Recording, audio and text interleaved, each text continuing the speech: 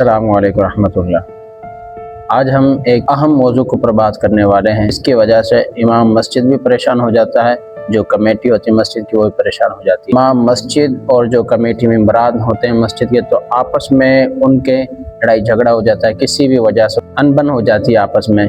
ایک دوسرے کے ساتھ نہیں بنتی۔ اس موضوع کے اوپر ہم بات کرنے والے ہیں کہ اگر آپس میں لڑائی ہو جاتی ہے، آپس میں ان کی بات نہیں بنتی، تو جو اعزازیہ کارڈ ہے تو اس کا کیا کیا جائے گا، تو اس کے ساتھ کیا کرنا ہوگا۔ سب سے پہلی بات تو یہ برائے مہربانی کے ائمہ کرام جو بھی ہے، امام مسجد ہے اس محلے کی مسجد کے اندر، اسے چاہیے کہ اپنے جو مسجد والے ہیں ان کے ساتھ بنا کر رکھے۔ ایسا بھی ہو سکتا ہے کہ جو مسجد والے ہیں وہ اس کے خلاف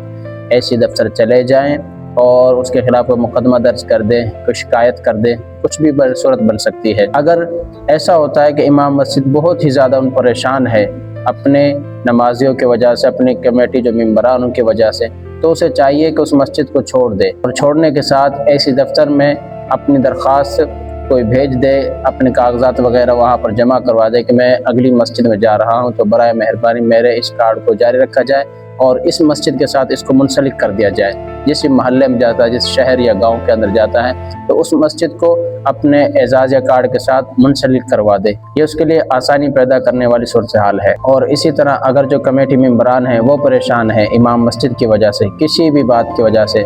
تو ان کو بھی یہی تدبیر استعمال کرنی ہوگی کہ وہ ایسے دفتر جائیں یا اپنے امام مسجد کے ساتھ بیٹھے بات چیت کریں، اپنے مسئلہ کو حل کریں، ورنہ دونوں ہی اعزازیہ کارڈ سے ہاتھ دھو بیٹھیں گے۔ اور ایک اور صورتحال ہے کہ جس کی وجہ سے امام مسجد پریشان ہے، کمیٹی ممبران ہیں مسجد والے، انہوں نے جو اس کا وظیفہ مقررہ تھا جو پہلے اس کو دے رہے تھے، اس کو دینا بند کر دیتے ہیں۔ بھائی جو اعزازیہ کارڈ جو ملا ہے امام مسجد کو، ائمہ کرام کو، وہ اس کا ہے،